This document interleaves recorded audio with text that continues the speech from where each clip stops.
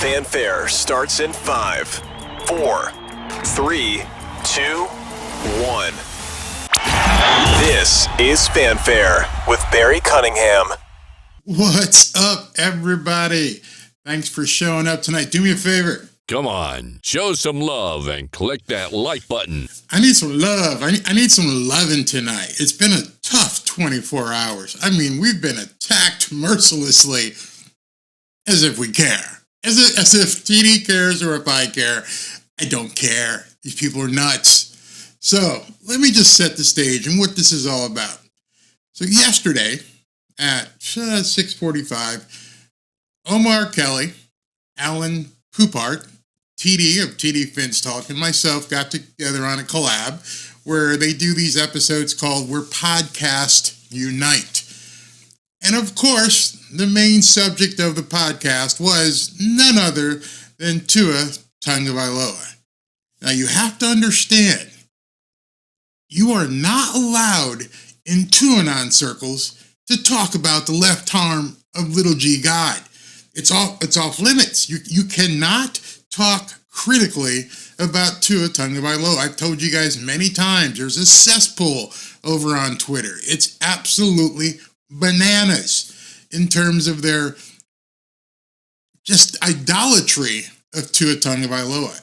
You can talk about any other player that you want, but God knows, do not tread on the path of Tua Tagovailoa.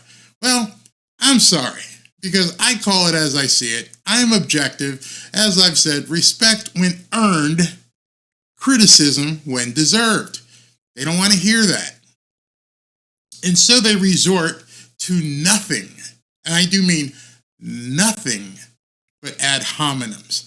All they can say is just, you're a clown, you're an idiot, your make-up name, whatever you want to say. Go ahead and just tweet that over, and I just look at it and laugh at these people. I mean, it's just, all the fans hate you. Really? Okay. No one takes you seriously. Really? Wow. I must be just completely bonkers doing this for now 18 months and going through 2 full seasons of broadcasting games and getting high numbers and talking to people and talking to you guys. It must be just a grand illusion. They just don't understand how anyone can listen to either myself or TD. They just can't take it. There's something must be wrong. Your audience is wrong. It's fake. It doesn't exist. I've heard it all. And the biggest problem with these people is that they can't shut us up. And, TD has his way of saying things. I have my way of saying things. Omar and Alan have their way of saying things, but it's unfortunate that Alan and Omar have basically catered to an audience almost exclusively on Twitter. And so because of that, they basically cater to the nuts. And if you basically deal with the nuts, you can build yourself a cute little following, but it doesn't represent the entirety of the fan base of the Miami Dolphins. They think it does. They truly think that they, over on Twitter /X, which I've told you many times, they think they are the fan base. I don't try to convince them anymore. I saw comments today like, Omar, can't believe you gave those guys a platform, those clowns a platform. Really? Let me just show you something. Maybe a little edification might help some of these people, because I really don't understand what it is that they happen to think. They don't seem to know what's going on in terms of what's going on YouTube versus what's going on Twitter. So if I go to, let's see, let me just go to Alan. This is Alan and what's his name? Omar, I'm sorry. This is their page, and I can't get the whole thing to show, but they basically, it's not showing the right way. They have 13,000 subscribers. Formidable, nice, does well. TD Phinstalk has 28,000 subscribers. Definitely formidable, does well. I have nearly 33,000 33,000, actually over 33,000. I almost triple Alain and Omar, and TD definitely doubles up Alain and Omar. So when these people on Netville, Twitter, talk about, hey, listen, you're giving them a platform, we already have platforms. we already have channels. We already have decent-sized audiences. And we're not finished. And we're not going to shut up. Ain't going to happen. So I'm sorry if you got... No, I got to take that back. I'm not sorry. Deal with it. I'm going to keep talking. Obviously, TD's going to keep talking. And then we're going to go from there and see what happens. Obviously, I've told you all about my broadening of content. But I couldn't... I should have believed what I saw. I just didn't think it would be as much of a meltdown for four guys to get together and talk about the Miami Dolphins. I heard all kinds of slurs, and I'm going to go through this to you. So go ahead, go get a coffee, Diet Coke, muffin, put the baby to bed. We're going to be here for probably 90 minutes, and I'm going to break down this podcast moment by moment. And what you're going to find out, and it's amazing because as I watch these people explode on Twitter, I realized they didn't even watch. That's the bad thing about this entire thing. Most of them didn't even tune in. I'm not going to watch with those two clowns on. So you never heard what was said. Most of the people who were chiming in this peanut gallery of nuts didn't even tune in. They don't even know what's said. Because if they tuned in, it would shatter their illusion. Completely shatter their illusion. What do you mean by that, Barry? Well, let me tell you this. I'd say 99% of what I said, and probably 99% of what TD said, Omar Kelly agreed with. They didn't see that. They could not even stomach getting past the fact that there were four faces up there, and two of the faces they didn't want to see. As soon as they saw this, that was enough. We don't even want to tune in. You got those clowns on the right-hand side, and we don't even want to tune in. And I think they would have been completely stunned. Absolutely gobsmacked stunned. Those of you who maybe watched some or just saw some of the discourse on Twitter, if you didn't watch the whole thing, you're going to be stunned. Nobody talked about it. I went through tweet after tweet after tweet, and I watched as people talked, and nobody mentioned, hey, Omar, why are you agreeing with these guys so much? And that told me right away, they didn't see it. They never even saw it. So you're going to be stunned. And it's funny how some of these people completely freaked out. You get stuff like this. This is, from one of the big tune honors over there, Dudley Durong. Watching the podcast with Omar, Poupart, and TD Fins. He didn't even want to mention my name. He didn't even want to mention my name. He wanted to jump into the conversation, but to make sure that I didn't see what was going on, he didn't even want to mention my name. Dude, let me just give you a hint. I got people who got other people out there who basically cull my mentions, and I can see everything if I choose to. So you're not slick. You're not slick at all. All it does is expose you. And I know you've been doing this for 6 or 7 years and you've got 45,000 subscribers. I've only been doing this for 18 months. I've got 33. I'm coming for you. By the time the season begins in August and September, I will have more subscribers than Dudley Durong. Bank it right now. I will have more subscribers than Dudley Durong. I will then be the crown. I will own the crown of the person with the most subscribers who talks about Miami Dolphins. I'm making that statement today, February 16th. I will have the biggest channel that talks about the Miami Dolphins. I guarantee you. Why? Because I know what I'm doing. I know how to market.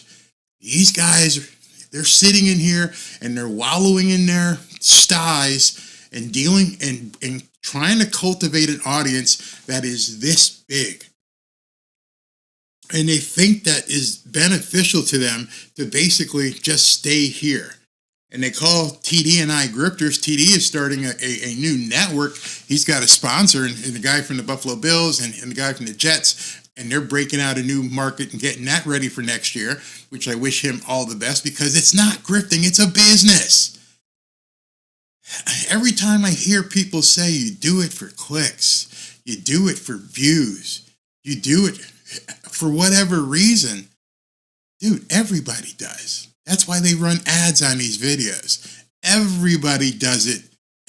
And I'm talking up here with Stephen A, all the way down to the lowest guy trying to do Miami Dolphins stuff. Every single person who creates content, including Omar and Alain, are doing it to profit off of it.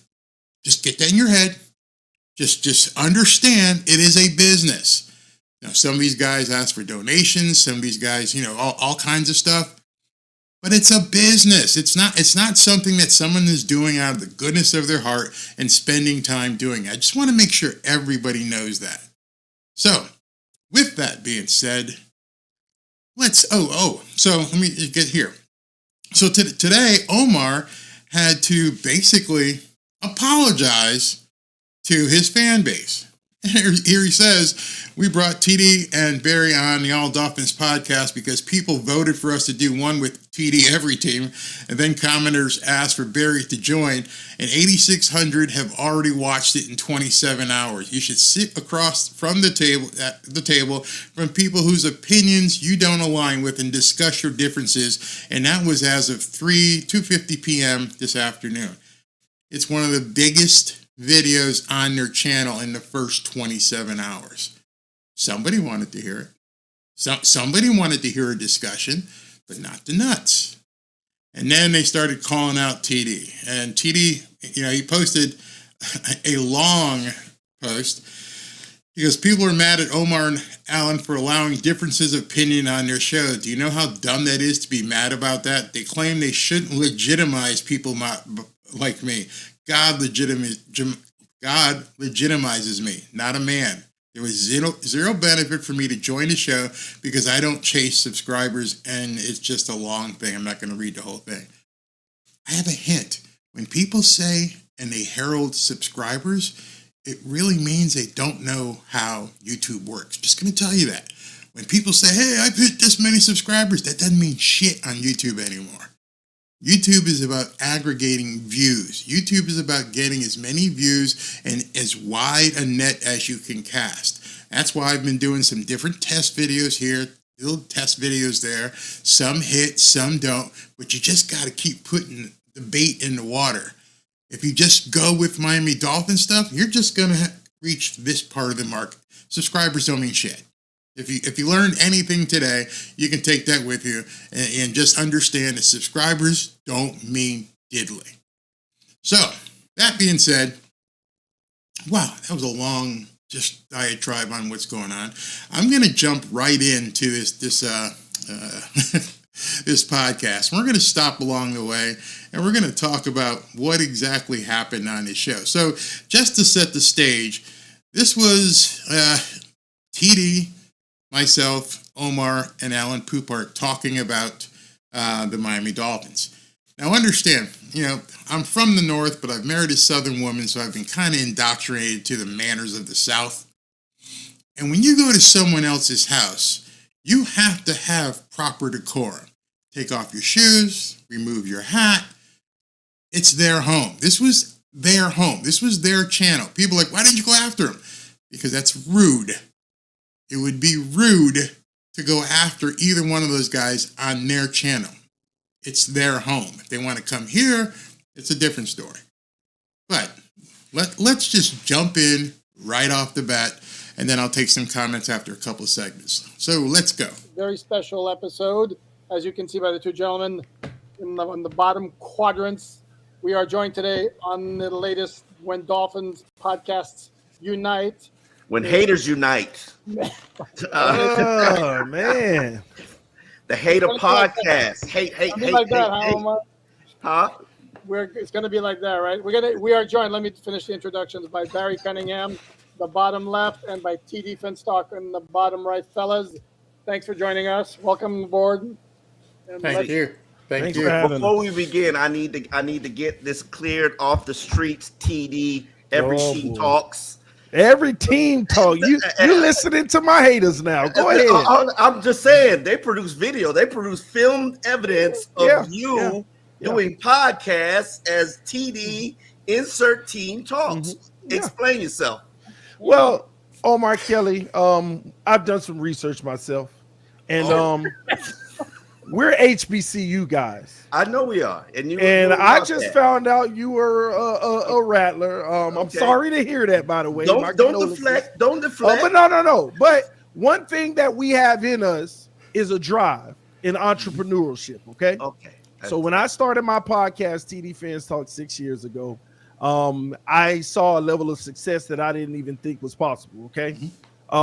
When I saw that success, I'm always thinking in my mind, bigger and better. How can I expand and create? And there's nothing wrong with that. You guys have to understand, some of these small-minded people over on Twitter in the QAnon circles think that you shouldn't expand. You shouldn't think of different horizons. This shows how small-minded they are. Maybe they're too young to understand how business operates.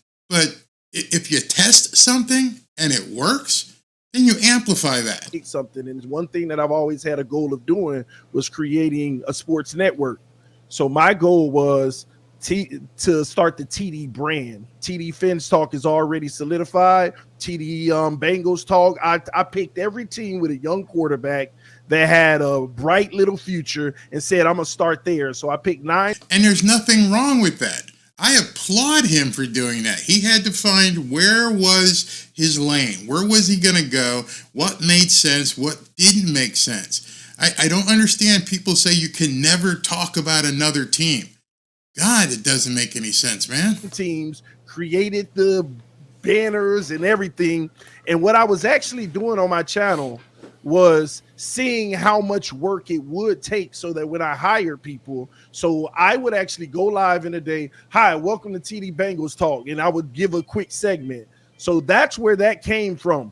It didn't work out. I realized I couldn't do this by myself whatsoever. So what I did, I got some reliable partners in the community. We rebranded, and now we have a fully functional company who just struck a big deal today, by the way, for sponsorship and Roundtable Sports. Roundtable Sports is the company that brings. So the idea behind it, and Omar was calling him out because so many people say that TD likes so many different teams. No, he was creating a business.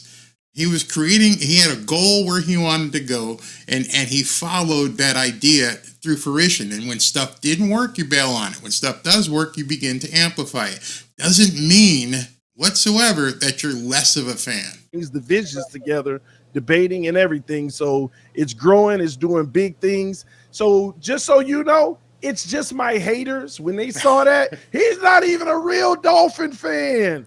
This and that. So I hear that all the time myself, as if that is definable. Because what makes someone a real fan of X, Y, or Z team? Do you have to be just completely, brainwashed and just follow that one team no matter what? Doesn't make any sense. Say, come on, shame on Omar listening to the haters. Listen. And you're gonna find out something right now, which is why I put this piece in, because I don't say everybody, all the nuts complain about TD, they complain about me. And did they know that the two guys that they hold up here did the same exact thing? They weren't fans of the Miami Dolphins. You hoard yourself out for profit. I understand that. That's the American dream. That's all. That's what it's about. I don't fault you for that. I mean, that's why I'm here with Alan. I'm hoarding myself out. Bingo. People didn't even see that. They call TD a grifter. They call me a grifter. And these two guys are like, we're doing the same thing.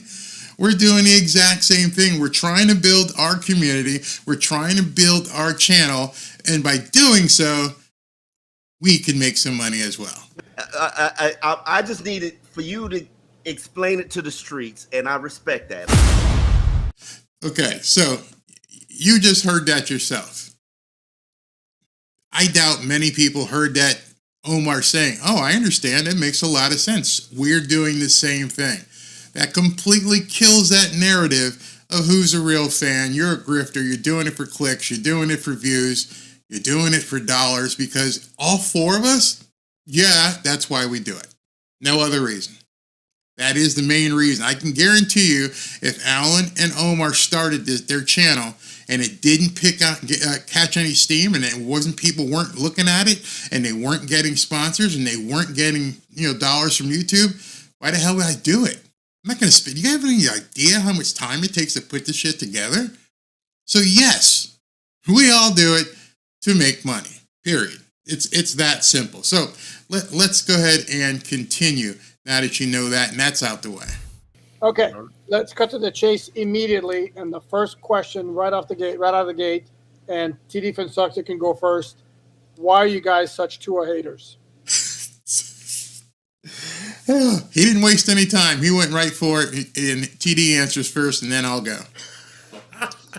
Well, why is me and Barry such Tua haters? Well, don't put me and Barry in there. I'm trying to understand here, because I've heard you were a hater, Alan. I heard Barry was a hater. I'm a hater, and we're all on one show with the Tua fan of the year. Okay. Oh, don't stop. I will never be accepted in the Tua, so don't do that. Oh, Omar, you are low key the president and CEO of Tua. They just have to keep you in check sometime. But we're gonna talk about it, Alan. But listen, I'm not a Tua hater, okay? First. Now you heard him say right there. Everybody thinks that Omar is so enamored with Tua that he's changed his ways. And you're gonna hear throughout this broadcast, if you stick around, that's not exactly true. But of course, they didn't watch. They just assumed. They thought they knew. But they're about to find out. If y'all don't mind, I just have one question. Who was your favorite team growing up, Alan? Love this question. Listen to what Alan says. NFL. It bounced. What was it? The Dolphins? At first, and then they got boring, and then I hooked onto the San Diego Chargers in the early 1980s. It shows my age. So he wasn't a Dolphins fan. He was, then he wasn't, and now he covers the Dolphins. I don't have a problem with that, do you? Makes complete sense. And then it dissipated to where when I got into the business and I started covering the NFL for quite a while, where I just view it objectively and analyze. And what about you? By the way, that's not why, quote unquote, I love Justin Herbert, as some people suggest, because I was a Charger fan in the early 80s. No, you're an arm queen. That's why you love Justin Herbert. Yes, I like my quarterbacks who have better arms than raggedy arms, yes. So now Omar is going to answer, how long have you been a Dolphins fan?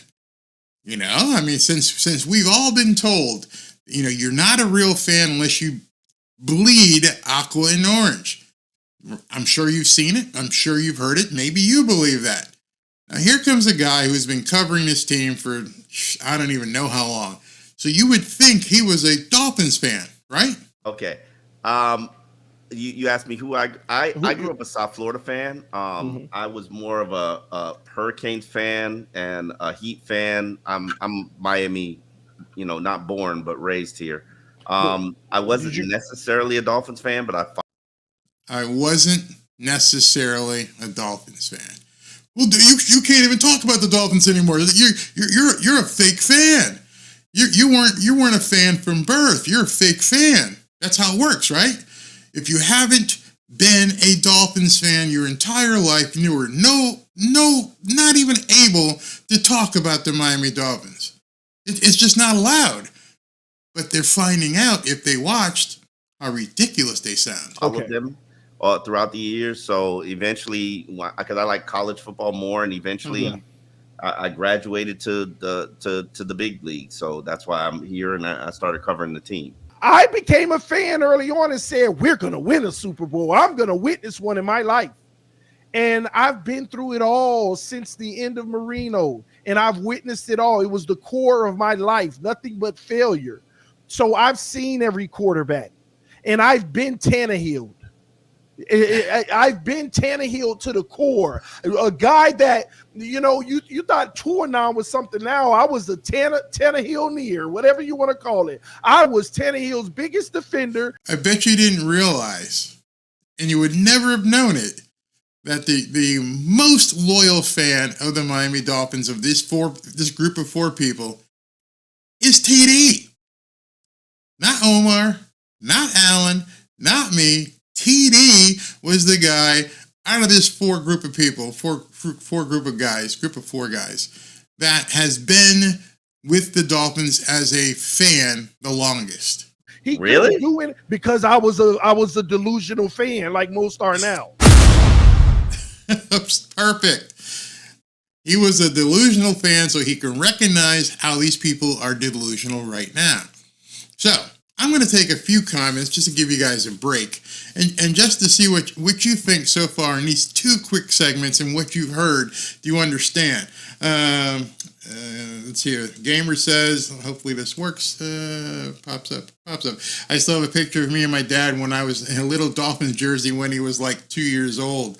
Applicants, what's this? Applicants must be on assignment by an accredited media outlet to be considered for credentials. Credentials are issued on a case-by-case basis to accredited football and national news. Not necessarily that you have to be a fan, obviously. That's a fact. What's this? Ooh, what did I just do? The best quarterback in the NFL. Where'd that come from? Let's see what here. Did I hit the wrong button? What the heck just happened here? Hold on here. Let me click here. Let me click here. So something just happened, and I'm not really sure what happened. All right, that's straight from the Dolphins. Let's see. Nathan says, and for some reason, okay, I watched every game in 07. That alone gives me enough the credentials to comment anytime.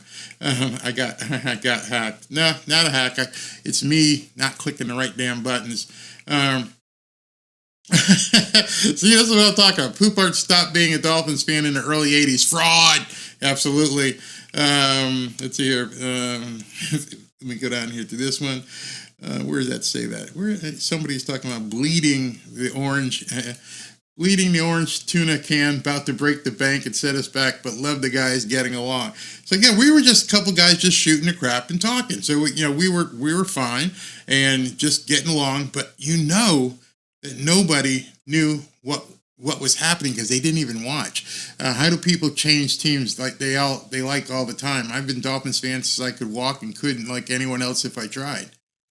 That's you. That's just it. That's you. Each to his own, which is one of the problems with the Miami Dolphins fan base. They don't think you could have been anything other than a Miami Dolphins fan. If you're anything other at any time in your life, then you're not a real fan, considered by some of these people. Obviously, that's not true. 2 of the guys that they hold up as being credible and, leading the pack just told you, yeah, we weren't Dolphins fans. Just, we had to work, so, we had to do it. So let's continue. When Tua came in, I did my pre-draft work.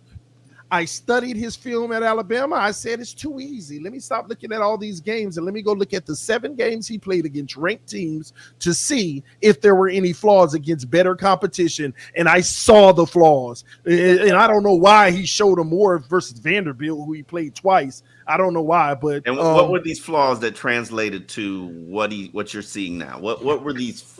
Tua could not process the field. Okay. Tua also doesn't read or go through progressions. What you perceive as going through progressions are one elite trait that I know he has, which is his mechanics.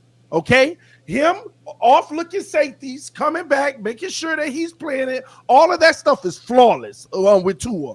But most people mistake him looking at a safety, then coming back the other way as going through 2 reads. See, he looked at his first. Now there's something big coming up here that Tua non fans aren't going to like whatsoever. Listen to this. Then he came back. Half the time, Tua throws the ball blind. He doesn't even look. Go look at the national championship throw. I say that all the time. Tua doesn't throw to receivers. He throws to spots. Oh, there you go. There you go. That told me right there that most of the people who were bitching didn't even go into 10 minutes of us talking. The guy Omar, their big fan, the guy that they all want to talk about, just said what we've been saying for an entire year. And then emphasized it. Hey, I've been saying it too. It doesn't throw to a read, he throws to a spot. What do you think about that? 2 in ears? You didn't even see it. He agreed with us again. He throws to a spot.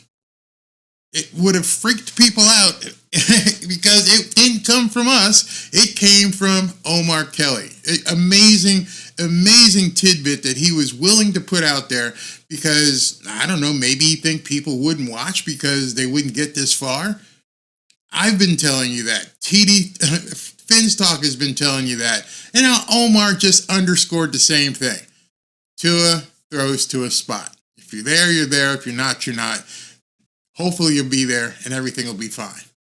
Been saying it. It's anyone covering the game can actually see it. Let's continue. Stop it, Poupart.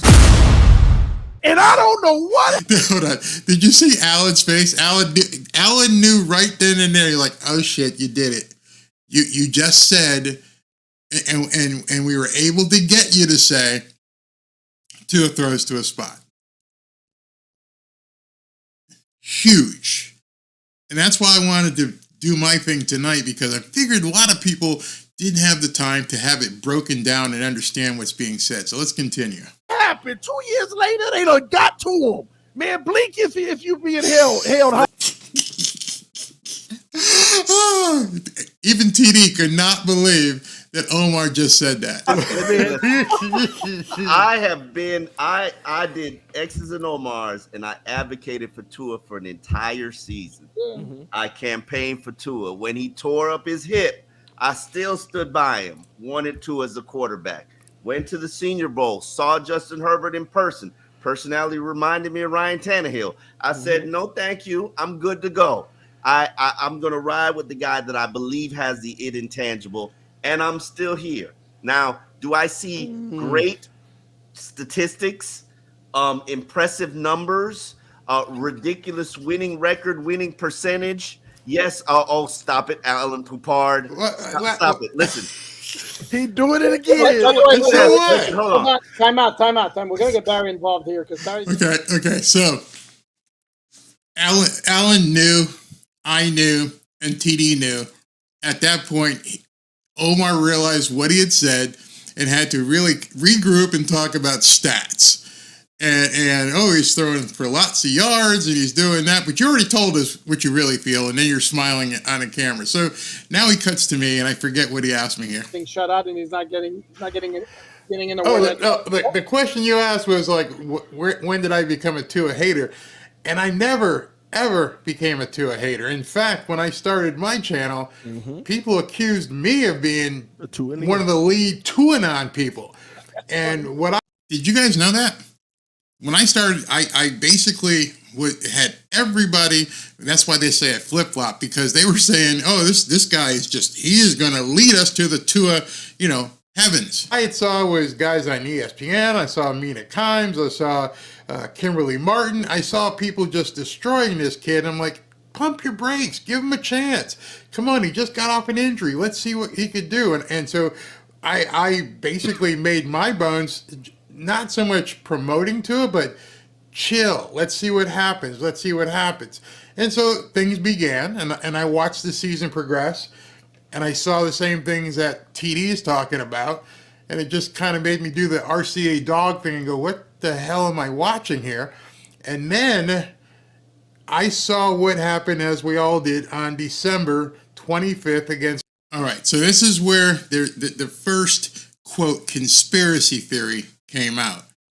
Now, Alan and Omar, both these guys, have been reporters for quite some time.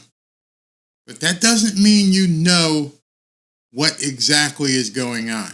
Unless you've talked to the right people, you really won't know what's going on. So now I am going to say something I saw and something I still feel to this day that completely drove the Tuineers absolutely nuts. Completely knuckin' futzed. I mean, they went crazy over this. Listen to this. Green Bay.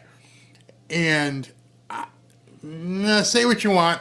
I still have had something in the back of my mind that Mike McDaniel pulled Tua and kept him off the field and put him in mothballs and said, I'm not going to damage you anymore, which I can't prove. There's no proof of that.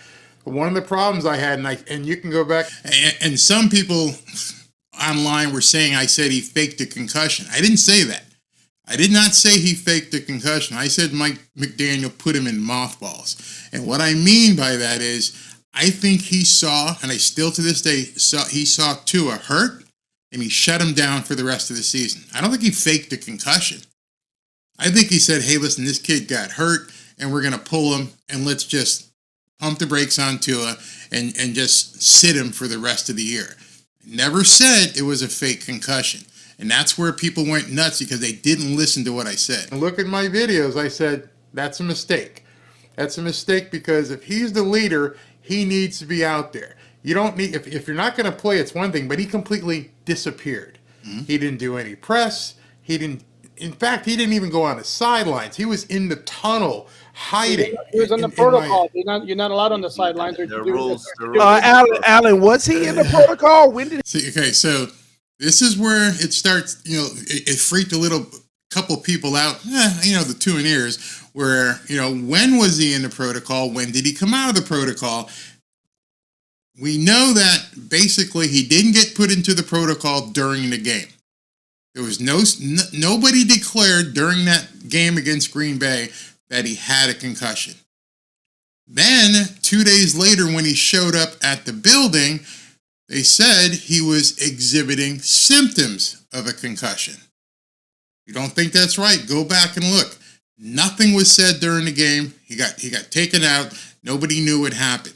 He shows up at the building on Monday or whenever it was, and Mike McDaniel did a press conference and said he was exhibiting symptoms of a concussion. That was December 27th, 2 days after the game. December 27th is when all this shit happened.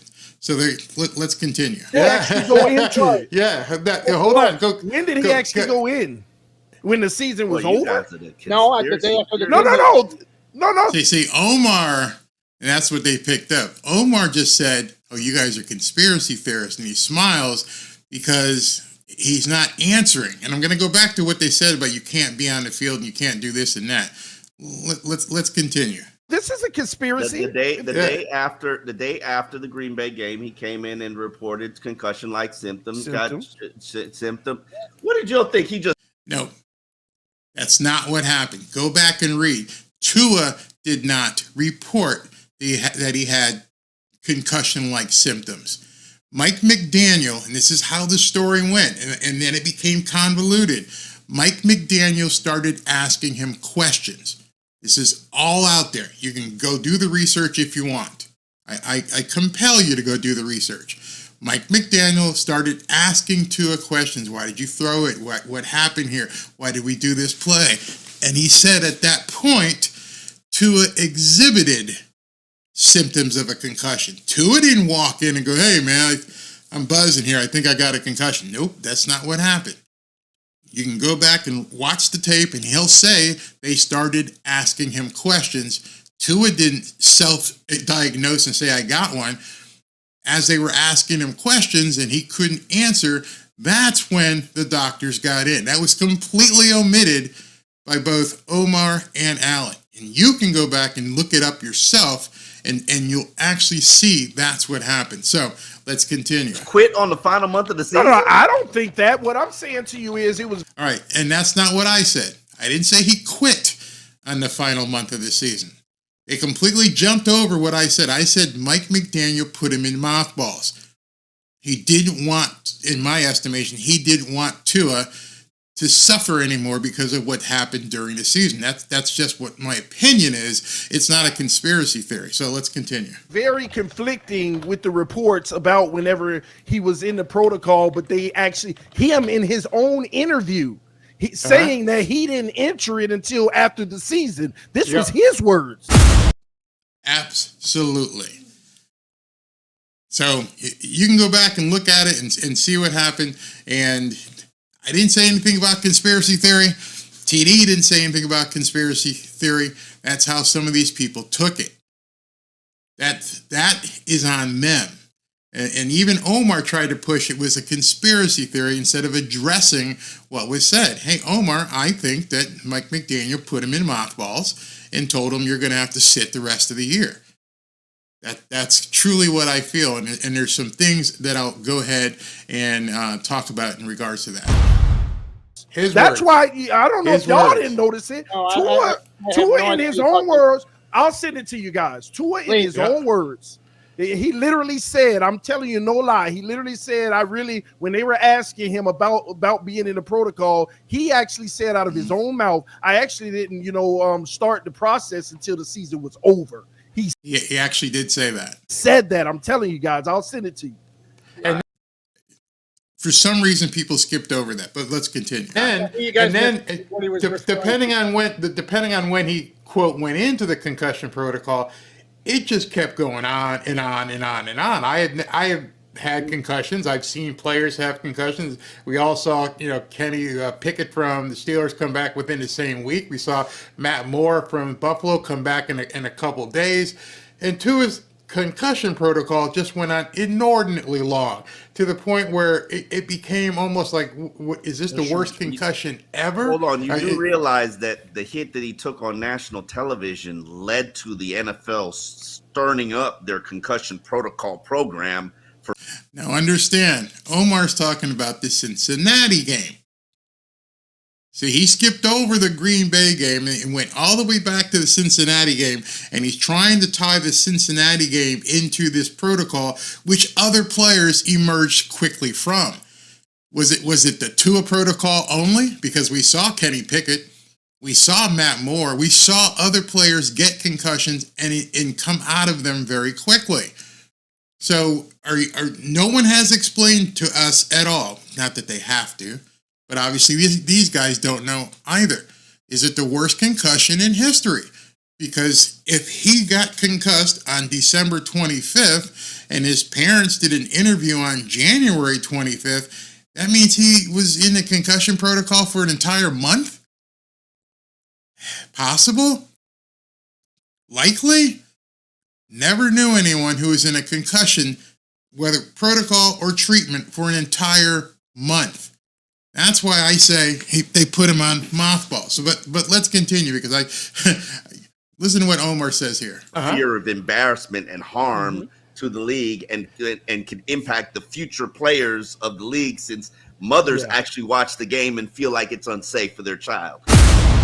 So if you heard what he just said, he's saying that they basically amplified the concussion protocol around Tua, not because of Tua, but because other people would be questioning the concussion protocol of the NFL, and mamas with their little kids wouldn't want kids playing football because Tua got concussed.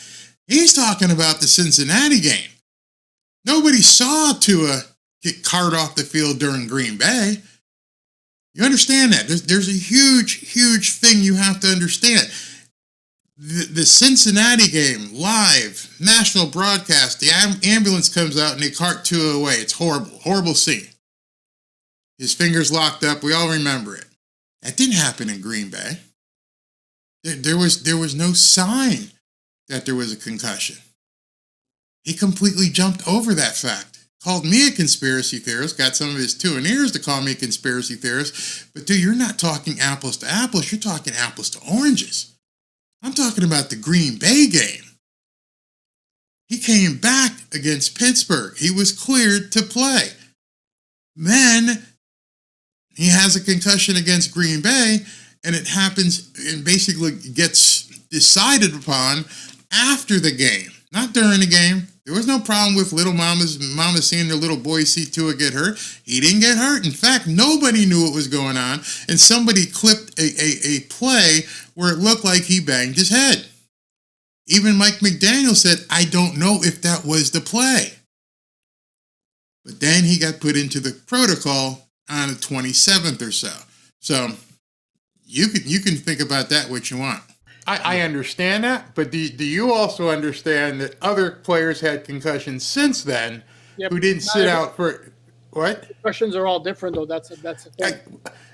Okay, so now you've opened Pandora's box number 3. Because they never really came out and said, is it a grade 1? Is it a grade 2? Is it a grade 3? Anyway, it just kept, in my mind, it became ambiguous. Then, okay, so, and I have the protocols right here in terms of you can do media opportunities even while you're on a concussion. No, you want me to bring it up? All right, so this is where both of them stepped into it. They both immediately tried to shut me down and say, you can't do media opportunities during the concussion protocol. And I asked them, are you sure? Do you want me to bring it up? I was a guest on their show, so I didn't have the ability to show anything. But I knew when I had it on my computer. So listen to what they say. Want me to bring it up? No, we know we're both in the media. We know what the concussion protocol is. All right. I'm going to show you. All right, so drum roll, please. Let me just show you something. This is from the NFL. The general policy is that a player does not speak to the media until he's cleared to resume activity, not practice, until he's cleared to resume activity such as running, lifting, attending meetings, etc. This is the big part. The player does not have to be cleared to be made available to the media. That's from the NFL. Read that and understand. The player does not have to be cleared to practice to be made available to the media. And I'm the conspiracy theorist. I had that from the NFL yesterday. I was going to put it up. I couldn't hit the button because it was their show. But the NFL says, no, you don't have to be cleared. You have to get to a point where you're in the stage. Basically, that stage is until he's cleared to resume activity, such as running, lifting, attending meetings, etc. Has nothing to do with practice. So when you heard throughout the month and a half that Tua was in the concussion protocol, that he was attending meetings and he was doing this and he was in the tunnel, there's no asterisk. There's nothing that says, oh, you can go in a tunnel, but you can't go on the field. There is no such rule. I'm just telling you that's directly from the NFL. You want to argue with the wall, call the NFL, ask them. But there is no protocol that says you cannot access or be in front of the media while you're still in the protocol. What they are talking about is there's a rule that says you can't meet with the media in the post game of a concussion instance. But after that, once you start working through the protocol, you absolutely can speak to the media. I knew it then because I made a video about it. These two guys just went, no, you can't do that. I'm like, yeah, you can. And so that's when a lot of the two and ears, this segment here about concussions freaked a bunch of people out. I mean, just it drove them nuts because I'm like, there's something wrong here, man. And I knew it. I just knew what was going on. So let's continue. Okay, and when you're in the concussion protocol, you cannot do any media interviews. I'm not going to call Omar Kelly a liar. Not going to say that. I respect the man. He has an opinion, but I just showed you the actual rule. I just showed it to you from the NFL. What he just said is incorrect. I'm not saying he's lying because that may be the knowledge that he has. He may not know. He may not have dug deep. Somebody may have told him you can't do it. It's an absolute lie. Oops. I'm sorry, incorrection. I'm sorry. So when his parents did an interview and said he's out of the concussion protocol, what did that mean? I have no idea what interview. Okay, so because of course you know. That's what when I show people, and I do my research. Most people who do podcasts just do it and talk. I actually clipped the interview that his father and mother did and said Mike McDaniel has taken great care of Tua, and now that he's out. See, Omar saw it. I mean, not Omar. Alan saw it as well. So right now, I didn't mean to put Omar in a box, but I showed you guys the actual rule, and that interview is out there. Of the concussion protocol, he's much better. They actually said that. I'm telling y'all, there is a lot of conflicting reports and literally out of their own mouth. That's how I was going live like, is he in it or is he not? I'm going live talking about Tua out of his own mouth saying this, and I'm playing the video of him saying it. Let's move forward with Tua. All right, okay. Did you catch that?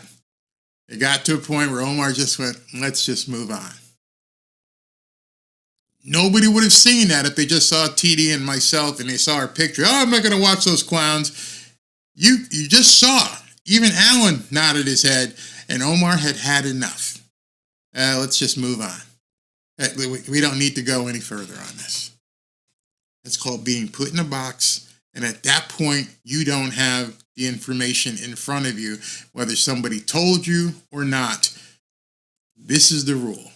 The general policy is that a player does not speak to the media until he's cleared to resume activities such as running, lifting, attending meetings, etc. The player does not have to be cleared to practice to be made available to the media.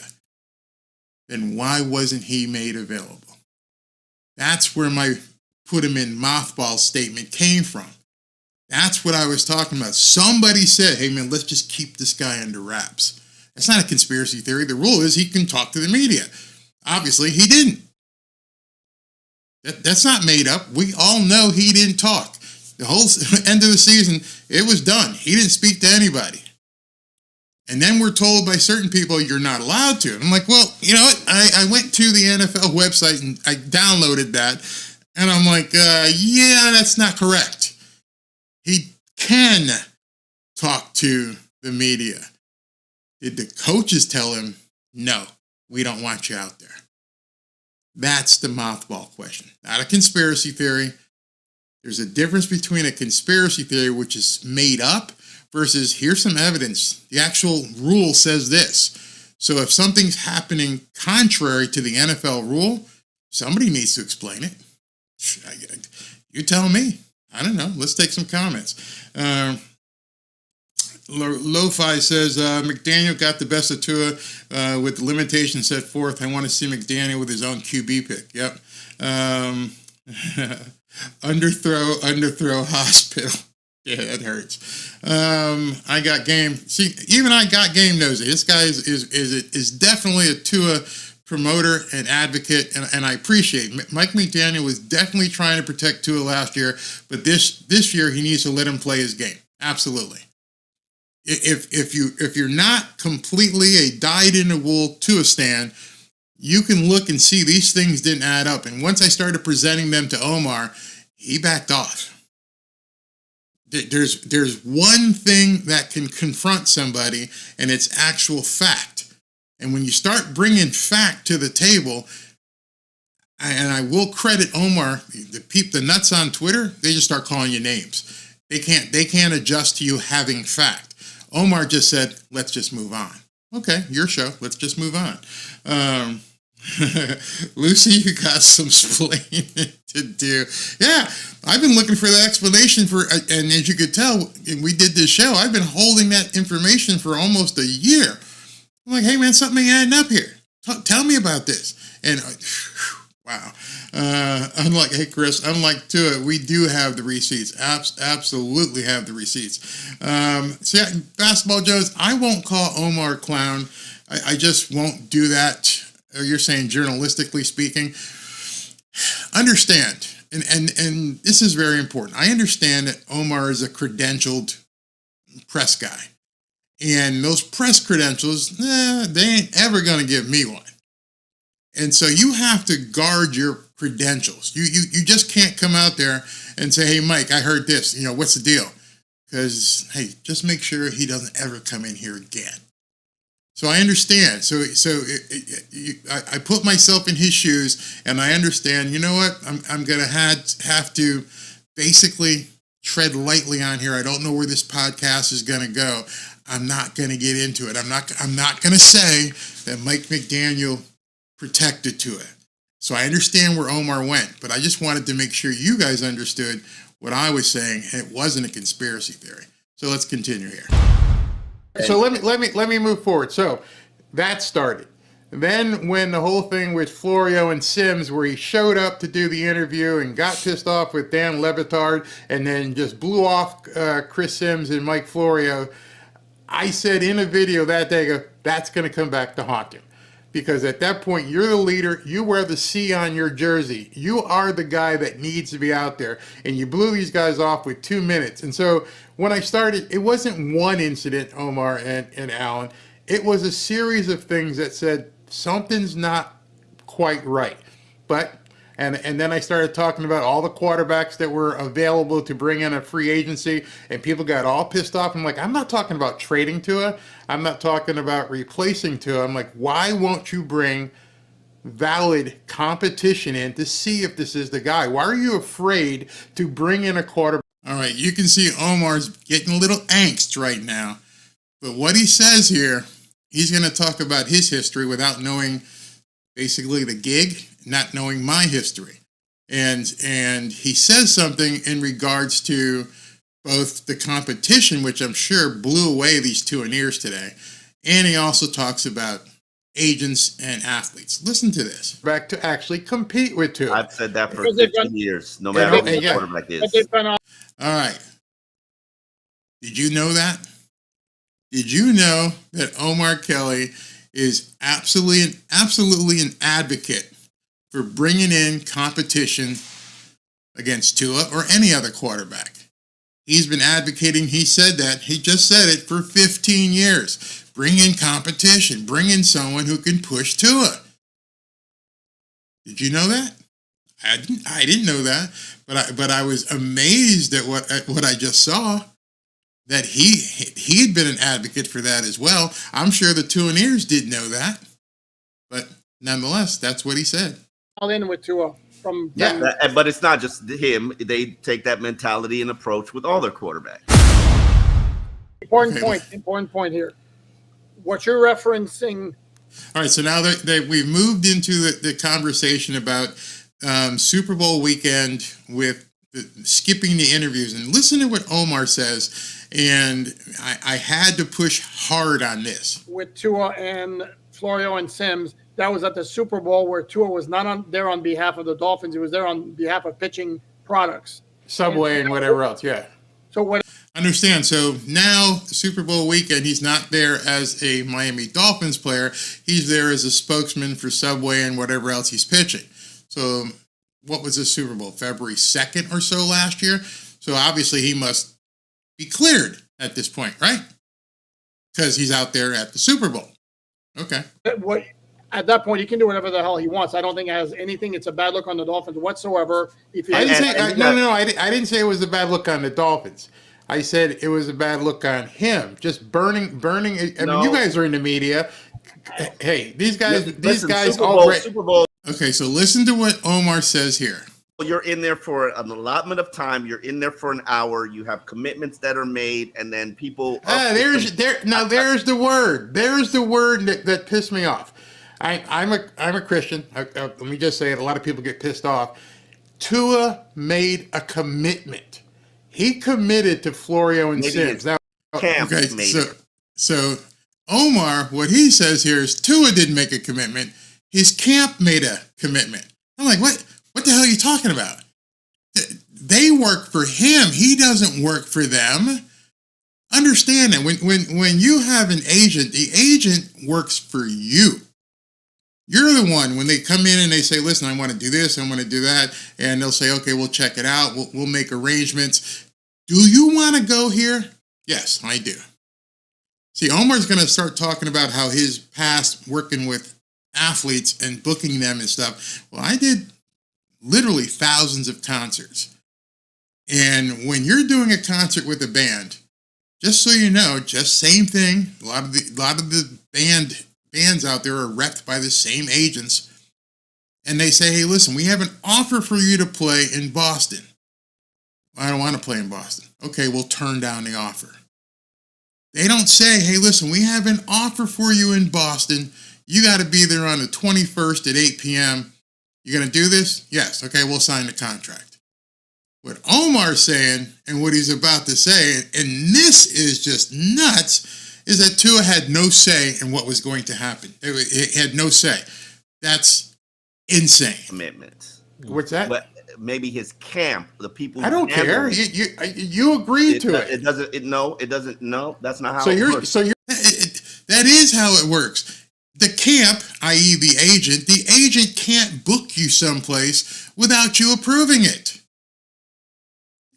I know we're getting into weeds here in terms of talking about agency and different things of that nature, but you where do you want me to show up? I need you to show up X, Y, and Z. Okay, so I agree. I will do that. I've made a commitment to show up. And what Omar's trying to say is, oh no, it wasn't Tua. The agent changed things. You're saying, Omar, that Tua didn't agree. As somebody who managed those athletes, and as somebody who's run a Super Bowl media row and has done it on the managing it for the interviews, and somebody who's actually done the interviews, that's not how it works. You're in there. So you're saying he didn't know and he never committed to it. I have guys that I've agreed to. You're not answering my question. No, I don't know for sure, but if you didn't know for sure, why did you say that? You just said in your history, this is how it's done. So I'm confronting him saying, so what you're saying is you can go ahead and book an athlete for a slot, for an interview, without them ever committing to it. That's what he just said. And then I said, are you really saying that? No, I didn't mean it that way. Ooh. They're on your schedule. That doesn't mean that you personally committed to it. Your camp might have committed to it. So what you're saying might. What does this have to do with him being a good player? Let's shift. I'm in the weeds here. I can't find my way out of it. Barry's drilling into me right now. So what does this have to do with anything? Dude, you went there. I didn't go there. You're trying to tell me that an agent who gets 10%, 5%, whatever they're getting paid, controls you. If they book someplace and they can book it without your knowledge, that's what you're saying? You're saying that at that point, I can decide whether you're going to go someplace, and if you agree to it 2 minutes before you're supposed to go on stage? That's impossible. Remember, when this whole thing happened, and when I got pissed off about him being leadership quality and doing something, I said, you had a commitment to show up with Mike Florio and Chris Sims to do this interview, and you blew it off 2 minutes before it started. So you're telling me he got on a plane, flew to wherever the Super Bowl was, walked around talking about Subway with Dan Le Batard, and 2 minutes before he was supposed to sit down with those guys, the agent told him, you're not going there? Come on, man. And you call me a conspiracy theorist? You're telling me Tua is so stupid he doesn't know where he's going and what he's committed to? I'm sorry. One of the things I've said about Tua all along is I value him as a man, a stand-up guy, a Christian guy who honors his word. You said I'm going to meet with Mike Florio and Chris Sims. Your ass needs to be sitting in the chair. And that's probably the point where I really started thinking twice about Tua and how he was doing this stuff with the Miami Dolphins. I know he made a commitment. And I hope you saw what Omar just did. Hey, man, what's this got to do with anything? He, again, had to get off the subject. Hope you saw that. I mean, it just, Okay. Because no. See, you guys asked me the question from Alan 15 minutes ago is how was I considered a hater? Like And 3 what hours. I'm saying is, what I'm saying is things began to add up, and there's more as the season progressed that showed me he wasn't a leader. He wasn't that type of guy who should be a leader. And I started calling it out, which at that point, to answer the question succinctly, people said I flip-flopped. I'm like, I'm not the guy that changed. He changed. All right. So what you're going to hear now is Alan and Omar talking about Tua's leadership qualities. Now we're over an hour right here. So this is where I'm telling you, people didn't see this. I said that 99% of the stuff we talked about, they agreed with. Watch this. Poupart, you cover Tua. You've seen him for 4 years. Would you say he's not a leader? I think his leadership qualities have been massively overblown by certain. Massively overblown. His leadership qualities have been massively overblown. But I'm the bad guy, right? Barry's been saying this for a year. Oh, you're an idiot. You're a clown. Okay. People in the media. I will say that. I think he's a leader. He just ain't the leader that most people view as a leader. Right. He leads in his own way. Right. Tua isn't the type of guy. Let's take the last playoff game. Tyreek Hill scores a touchdown. He gets on the sideline and says, "Lean on me. Let's go. Let's do this." What does Tua do? Sit on the bench and keep himself warm, waiting. You know, in games like that, Omar, see, you're doing it again. He's doing it again. He's coming in to protect Tua because it was cold out. Leaders don't give a shit. If you're in that foxhole with me, I don't want you to tell me, "Hey man, I'm cold." You understand what we're saying now? They're agreeing with it, and of course, Omar has to make excuses. Yeah. It's freezing. Omar, so what? Who cares? Have you ever sat out there in the you will make a qualifying excuse with a straight look on your face when it comes to Tua. Come on, man. See it?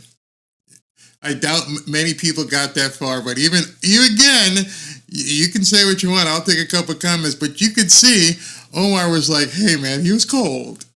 He knew after Alan said, "Nah, he's massively overrated as a leader." Well, Barry's been saying that for quite some time, but I'm the clown. I'm the one that doesn't know anything. I don't know ball.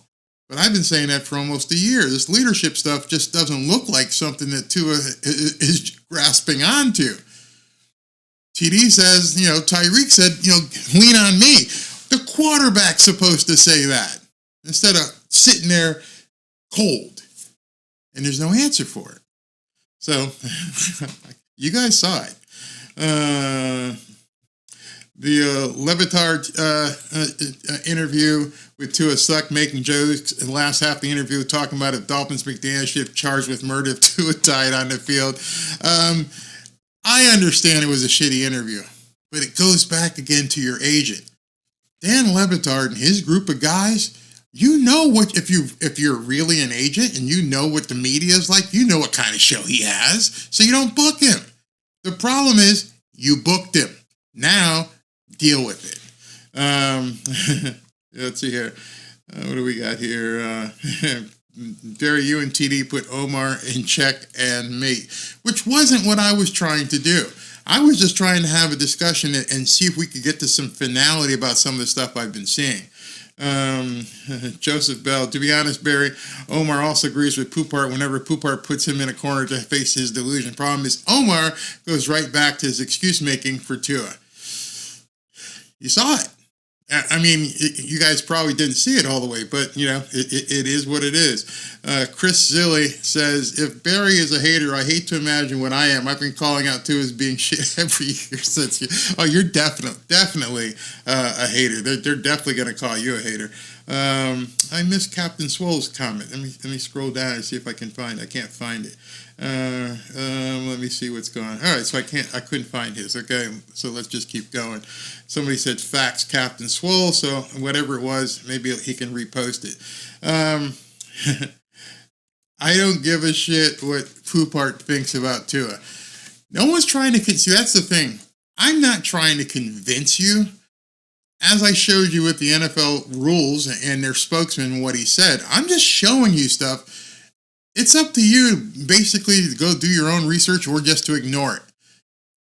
Just discounting people and saying that you can't listen to them because they are, quote, clowns and idiots and everything else and whatever other ad hominems you want to put out means you're not willing to have a real conversation. If your only retort is to call somebody a clown or a hater or whatever, that means you're not capable of having a real discussion. That's why I applaud Omar and Alain for actually being able to talk back and forth with two guys who obviously have done our research.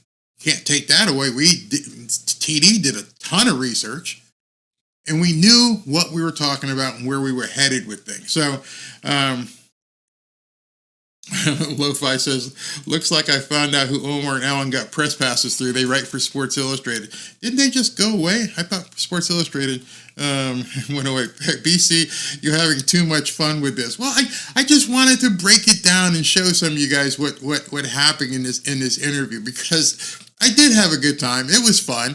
They were basically good hosts. No, and as you see, there were no anger. There was no nastiness. We were joking, but we made our point. So let's continue. But TD, you make a good point. Like, to me, the unquestioned leader of that offense is Tyreek. In terms of the emotional leader of that offense, it's not. And well, it's. I don't know what Omar was trying to convey there, but looks like he was in agreement that Tua is not the leader. Tyreek is the leader. Tuanon didn't see this. They didn't get this far. They didn't want to hear this. Semi-rare. Look, what's new about that? Like, again, he agreed with us. What's new about that? Of course, Tyreek's the leader of the team. That ain't Tua. Like I said, they didn't watch. If they watched, they'd all be jumping ship off of Omar right now. He's agreeing with us. And he's kind of laughing like, yeah, of course.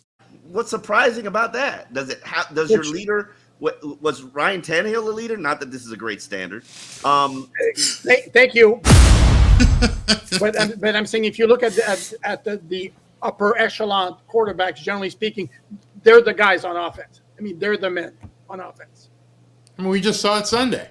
Oh, but you saw the difference on Sunday. You're comparing.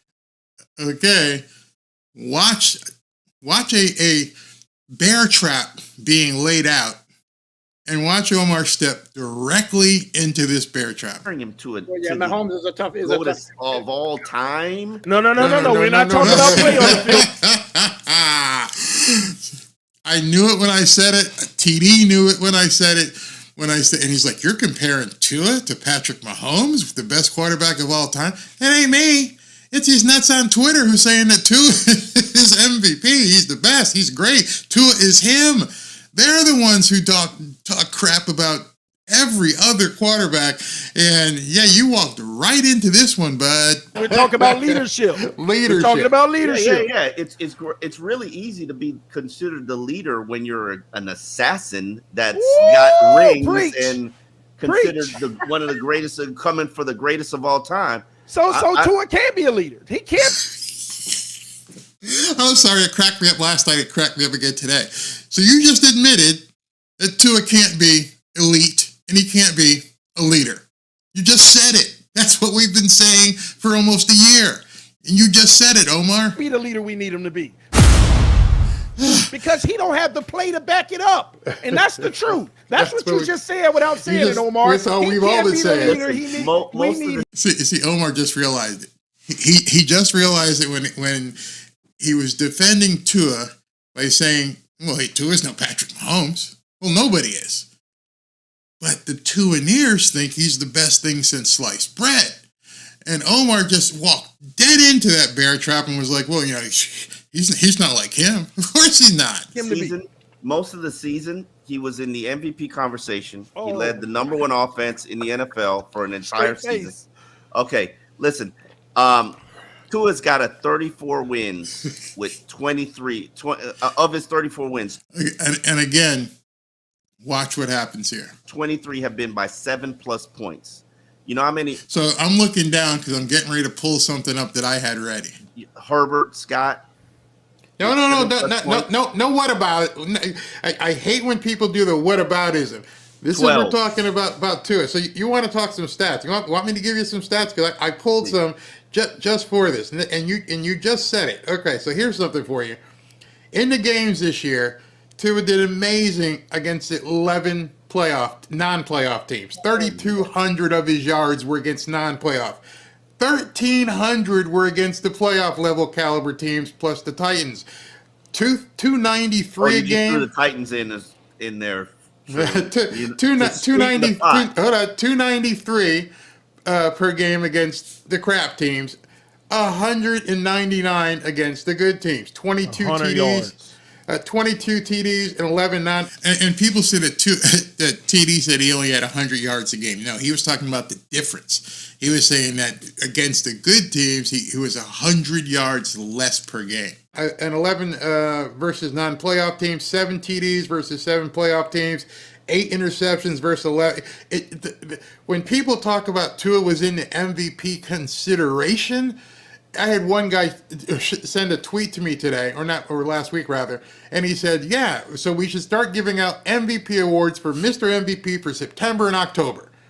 Because all right, so I want to show you this. What I had ready was something this guy had sent me, and so you can see it yourself. 3,200 yards versus the 11 non-playoff teams for 293 a game. 1,300 versus 7 playoff teams, 199 per game, 100 yards less. TD didn't say he threw for 100. He said 100 meaning 100 yards less. 22 TDs versus 11 non-playoff teams. He only had 7 touchdowns versus the playoff teams. 8 interceptions versus 11 non-playoff teams. 6 interceptions versus the 7 playoff teams. And in the big one, 10-1 versus non-playoff. And then, of course, 1-6 actually when they lost the last game in terms of, the record. We had all this information. We had it. And so I'm over people saying, well, Tua was in the MVP conversation. Yeah, he had against crap teams. And I had it. I had this information right at my disposal to say, hey, man, you don't want to go there. You definitely don't want to go there. So let's continue. You can hear what Omar says. After that, he became a completely different player, and it's undeniable. I mean, it's like something. And it truly is. You can't look at those numbers and deny it. They stare you right in the face. Some people stopped watching games after Thanksgiving. They just stopped watching. And here's what's egregious. And come on, man. Omar, you got a reason, bro. You got a reason here. This is what's really egregious. You will take his stats, right? Avoid the context behind the stats, which Alan tries to give you all the time. And Alan's not so at this point, I'm beginning to feel bad for Omar. He's a big boy. He doesn't need no defending, but I think the audience that he normally talks to doesn't come armed with facts. I'm pretty sure that most of the guys that he ends up tweeting to and what he says things, they take it at carte blanche and they just move forward.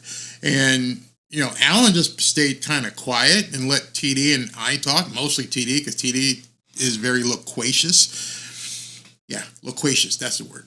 And it's boom. Here's a right cross. Here's a left cross. Here we got this. What about this? And if you're not used to that, it can be somewhat. It doesn't feel good. Let me just put it that way. I mean, you just repeat them like I told you do. You repeat them in acknowledgement, but brush it off with a straight face. Here's the deal. I could see if he averaged 200 yards versus the bad teams and 235, 240 versus the good. But we got a 100-yard difference, man. Mm-hmm. And so that's what he had said. It was a 100-yard difference. Some people on Twitter, TD said he only threw for 100. Nah, 100-yard difference. A whole touchdown difference. When you look at that gap, there is a reason why it's so massive, and there is no middle.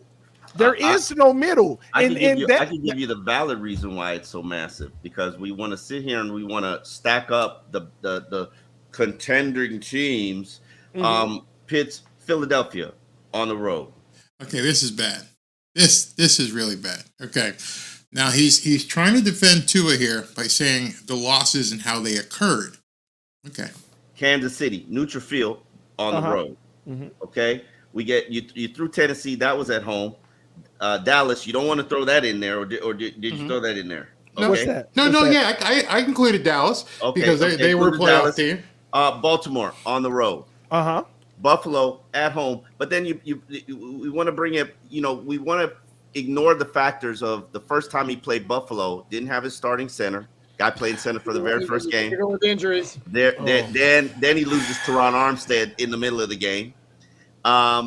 So that's not going to impact his performance at all, right? Or when he finished the season without Waddle. You see what's happening here. And he's not alone. Many Dolphins fans have used these excuses as to why Tua's performance was bad.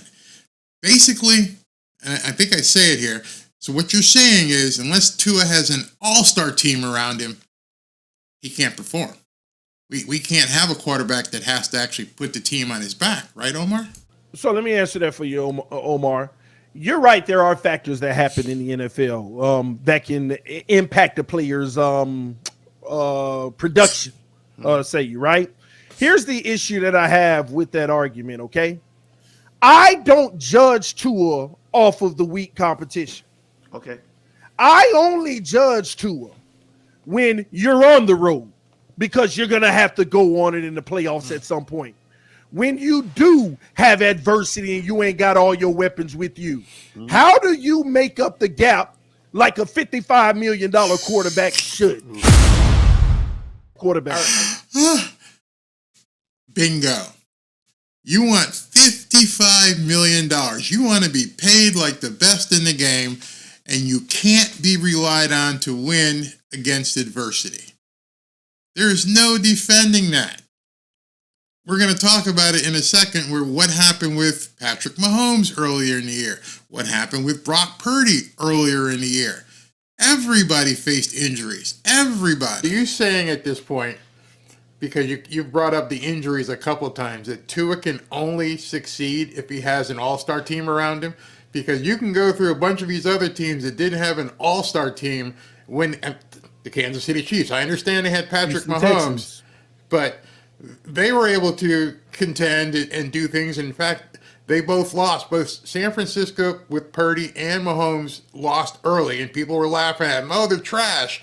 But they got through that. And you're saying that Tua can't. They got through that as a team, not. Now, I'm beginning at this point to understand where some of these guys, the Tuaneers, begin talking about it, because it's a team. It's not the quarterback. It's a team. There's no guy that's going to win a game by himself. Okay. Patrick Mahomes carried them. What Patrick Mahomes did was, when he got to the playoffs, he turned up the volume a little, whether it be running or even Kelsey turned up the volume a little. So why didn't Tua turn up the volume? Not my words. He said that these other quarterbacks turned up the volume. They upped their game. They got better. Mahomes was running all over the field. Brock Purdy was running all over the field. Both of them were extending plays, doing everything they possibly could to will their team to victory. Tua sat on the sidelines with a parka, wondering when they were getting the hell out of Kansas City. Unbelievable. You have to turn off the salary cap and give Tua the best player to every position, like on Madden. Yeah, and do a cheat code, build a player. I do that sometimes. I would trade Tua and grab Baker Mayfield and give him a 4 to 5 year deal. In that time, grab assets to go for Manning in 27. Tua just needs his big boy Pampers. And again, this wasn't supposed to be a beat on Tua thing. But he kept opening the door to where it turned into that. So let's continue. You can't judge Tua comparing him to Patrick Mahomes You hear that? Tua-Niners? Any Tua-Niners? Jermaine, you listening? You can't even put Tua in the same class as Patrick Mahomes. You hear that, correct? You probably didn't think probably didn't think you were going to hear that from Omar Kelly. You can't judge Tua like that. And Josh Allen and Lamar. Ooh, you can't compare Tua to Josh Allen. You can't compare Tua to Lamar Jackson. Somebody needs to tell the Tua-Niners that. Jackson, and I understand. All of Tua-Non does, they make it a blood sport to say Josh Allen is trash and this other quarterback and Omar is trash. seconds the motion. Yeah, I have every never time. said Josh Allen Poupart. Have I ever said Josh Allen's trash? Not on the No, podcast. not you, not you. It's out there in the comments that well, Josh Allen's ever won. What's he ever done? Yeah, they wouldn't have been prepared for that. Tua-Niners would have been pulling their hair out. You can't compare Tua to Patrick Mahomes, Lamar Jackson, and Josh Allen. Don't even try it. Omar said that. Omar was admonishing me and TD and said, you can't compare Tua to Patrick Mahomes, Josh Allen, or Lamar Jackson. Whoa, hey, have you told your boys? Because your boys are always saying Josh Allen sucks. Your boys are always saying Lamar Jackson sucks. When we had a chance to get Lamar Jackson, you guys were, not you guys, but many of these people out there were like, oh no, Tua is much better. Omar, do they know how you feel? Because I know they don't. But listen, you're saying what you're talking about is coulda, woulda, shoulda. We're talking about what actually happened. What actually happened is he didn't deliver. He didn't deliver in clutch moments. And I have a question. Hard. Tua didn't deliver in clutch moments. I'm not sure if you guys watched this whole thing. I know we're in here an hour and a half. Thank you guys for staying around, by the way. Come on, show some love and click that like button. But what you may have seen on Twitter, if you're on Twitter, did you think this was how this interview went? Because if you saw Twitter, they were like TD and Barry, clowns, idiots. But you're hearing Omar Kelly and Alain saying, yeah, we agree, he ain't the guy. He isn't the guy. I was shocked myself. And I have no argument against that. What? I have no argument against what you guys are saying.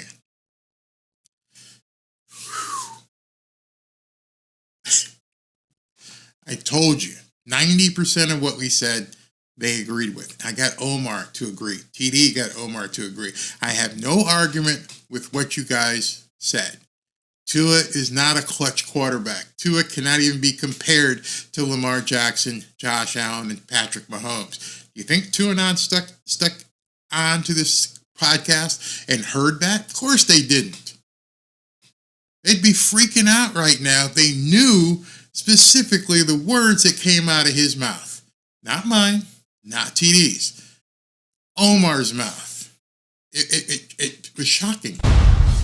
I have a question for you two guys, since you're in the locker room and you're seeing the guys up close and personal without the shoulder pads and everything else.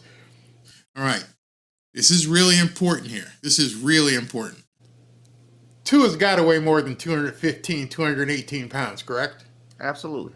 All right. Absolutely. More than 215, 218. All right. Why is it basically the entire season Mike McDaniel didn't run quarterback sneaks with Tua? Why would he run quarterback sneaks with Tua? Because it's still small by quarterback standards, number one. Number two, because a big focus of the season in 2023 was keeping him healthy. There you go. So how can you be an elite quarterback if your coach doesn't feel comfortable with turning you loose? We're afraid that you might get hurt. We can't even run the plays in our playbook because we got to get you through the season. That's our first priority. I can guarantee you that McDermott in Buffalo and Harbaugh in Baltimore and Reed in Kansas City did not say, hey man, we can't call these plays because if we do, there's a chance that Patrick, Josh, or Lamar might get hurt. Did you hear what they just said? Well, why would he call that kind of play? What do you mean? It's 3rd and 1. It's 4th and 1. And you can't run. And now you say that, it's shocking. Why would you ever say that? Why would you even bring that up as a point, a perspective of thinking that Tua would, God forbid, ever run? Ooh. Exactly. I have a problem with that. That's a problem. I have a problem with that. Every defensive. Why did Mike McDaniel never run a fullback on 4th and 1? Well, which is true too. Ooh, bingo. That's another thing. So now we're segueing into Mike McDaniel's problems because he's calling bad games, but I digress. What I'm saying is you're bothered by a quarterback not running. You've got a 240-pound Pro Bowl fullback who never took a carry on 4th down. I agree with you there as well, and I used to say that all the time. But one of the things is you've taken Tua out of the mix, where a defensive coordinator knows going into the game, this guy's never going to sneak, and we're making again.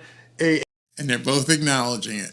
They both agreed that by doing that, you're taking him off the board as a potential sneak run, and the defensive coordinators all know it. A codicil, an asterisk. That's Mike McDaniel. Yeah, that's Mike McDaniel. But here, that brings another point. This whole narrative this season, and Omar, you drove this narrative too. This whole narrative of if Tua can just prove that he can stay healthy. Why are we making this season about him proving he can stay healthy when he still ain't proved his abilities on the field against good competition? We're trying to make a message as if he proves he can stay healthy, then he's the franchise guy. And on top of that, he didn't prove he could stay healthy this year. You don't prove you can stay healthy by adding a limitation to do it. Bingo. You didn't prove you were healthy because I couldn't use the plays in the playbook. You understand that? Hey, it's 3rd and 1. What do we got? Oh, we're going to throw a ball behind the line of scrimmage to Tyreek. Why don't we just sneak it? 3rd and inches. No, we can't do that. So you're putting a limitation on the quarterback. You're telling everybody. We all knew while we were calling the games, that ain't going to happen. He's going to go in a shotgun, empty backfield. On 3rd and 1, 4th and 1, he's in an empty backfield. Oh my God, what the hell are we doing? You're not proving that he's healthy. You're proving that he's not healthy. A healthy quarterback wouldn't think twice about taking off and running. And let me see how much longer I have here, because I don't want to keep you guys all night because this could go on for like forever. Wow, there's still 20 minutes left. So let me take some comments. Maybe we'll call it here. If you lead the game and lead the league in passing, that means you threw a lot and your weapons are giving you yards after catch. Absolutely. Either do a semi retool to get in position to get a new quarterback with a new rookie contract, or blow it up entirely, but we're not getting past what it's already ahead of us in AFC. And it's only getting worse. Just so you know that, it's only getting worse. Tua is not too small.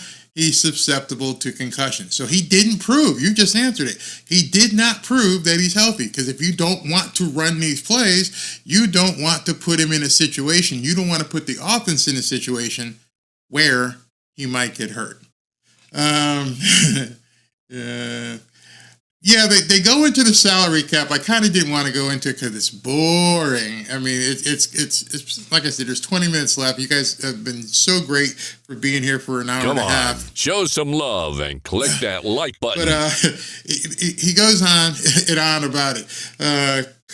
Who? Carlos, you're comparing Tua to Allen. Stop it. Yeah, just go ahead and stop it. It's crazy.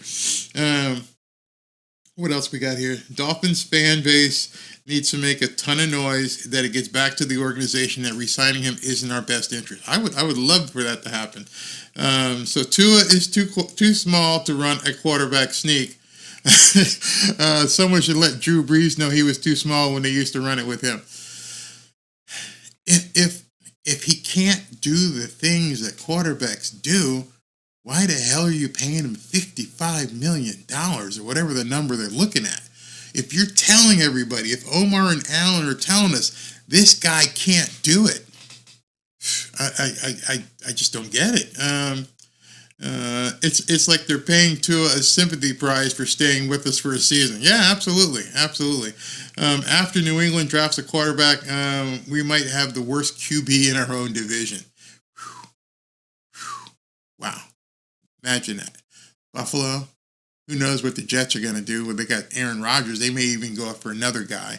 But you got Aaron Rodgers, you got Josh Allen, and who knows what the Patriots end up doing. Well, that's on McDaniel, just like we said before, too.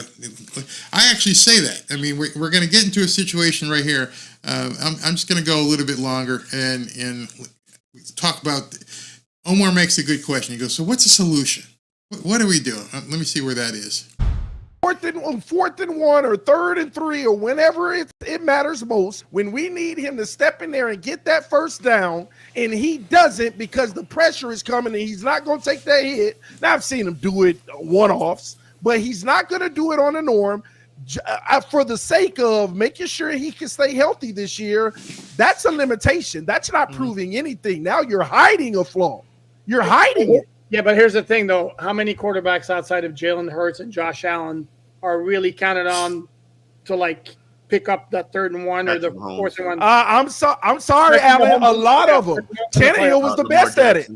Tannehill was the best at standing in there just getting whacked. I mean, I can go. You got Will Levis. You got Brock Purdy. I mean, you can just go Baker Mayfield. I mean, literally go down. They're getting it out. Oh, Baker Mayfield this year turned into that. He wasn't historically like that. This year, Baker Mayfield made plays like that.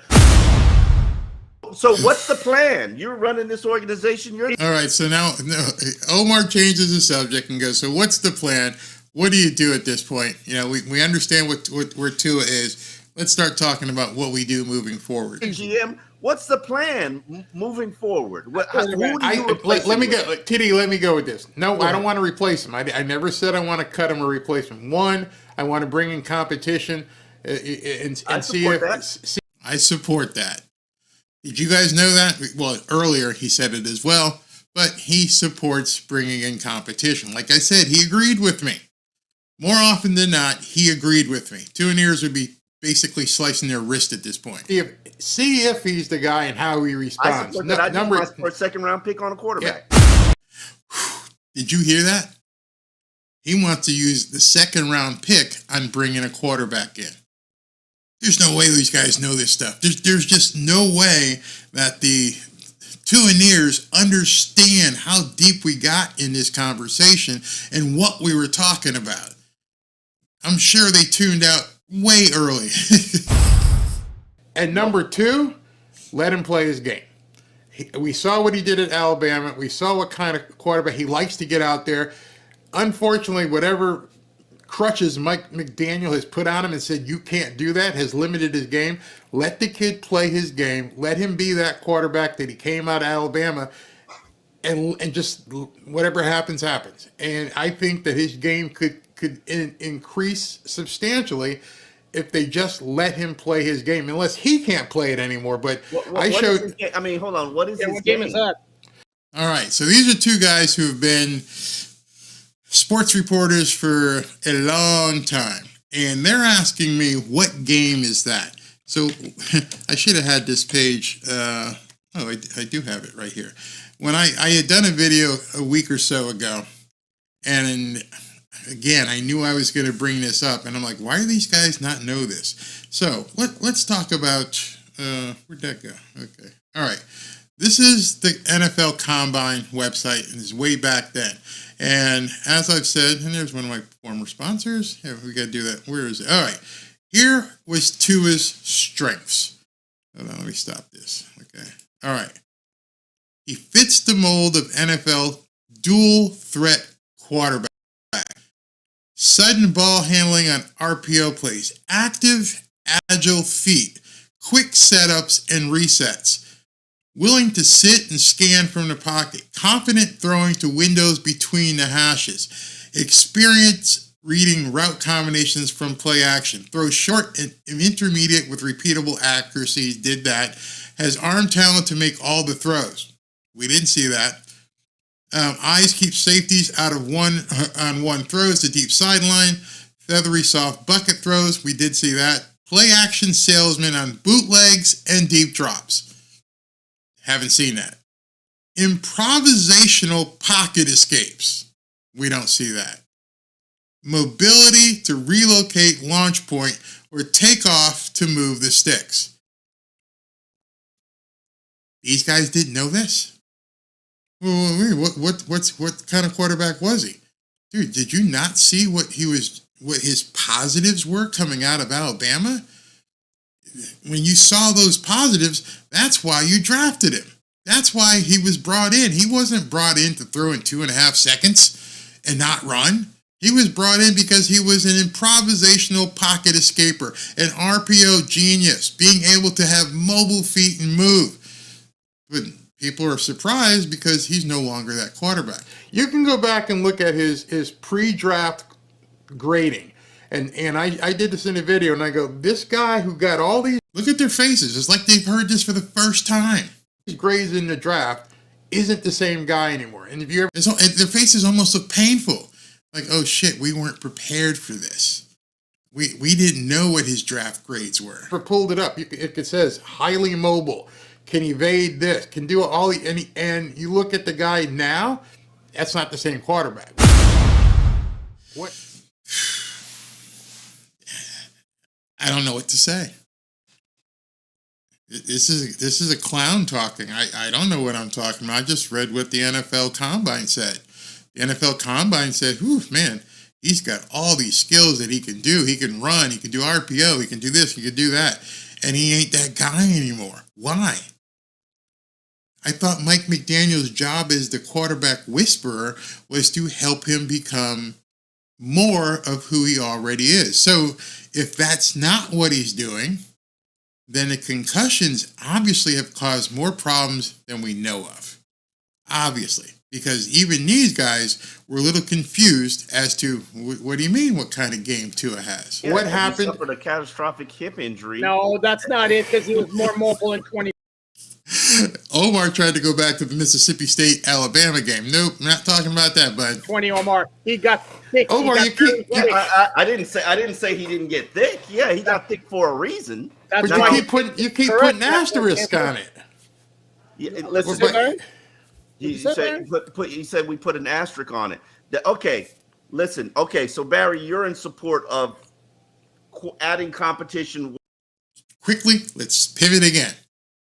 Did you see that? You almost see in his face. I can't combat the facts that are being brought to me by these clowns. So let's just go ahead and move this way. What, free agency or draft? Either way, and letting him how much are you spending? And letting him play his game. More importantly, letting him play his game. That's all I'm saying. And I didn't realize this was going to go so long. I apologize. They continue to go on, and Omar and TD had a long conversation about salary cap, which is like, oh my God,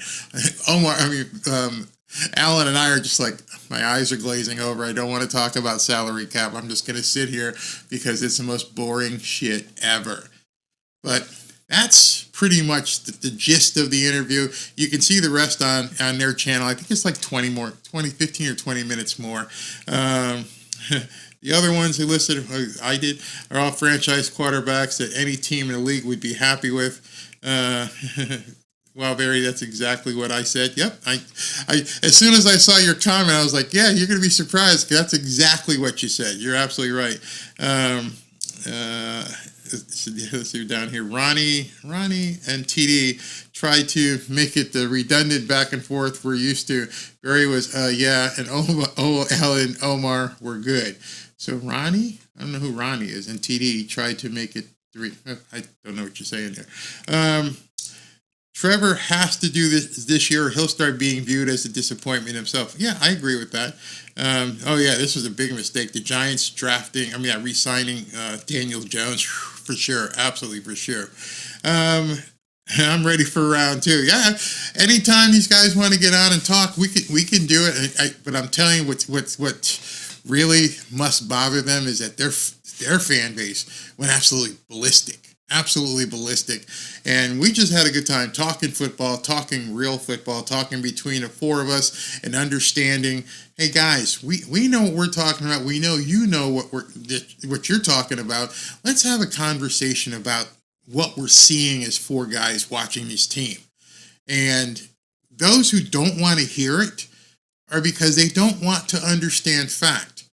There's a problem with the Miami Dolphins right now that may get amplified if they give Tua $45 or $50 million, which they give him $45 or $50 million and sign him for 4 or 5 years. This team's cooked. Unless he has a complete metamorphosis next year, this team would be cooked. It's possible. I'm not saying that this guy couldn't do something, but we're 4 years in and we haven't seen much of anything. So if next year things fall apart, we're going to see like some wholesale changes. I think Mike McDaniel will be gone. It could get really bad, but we'll see.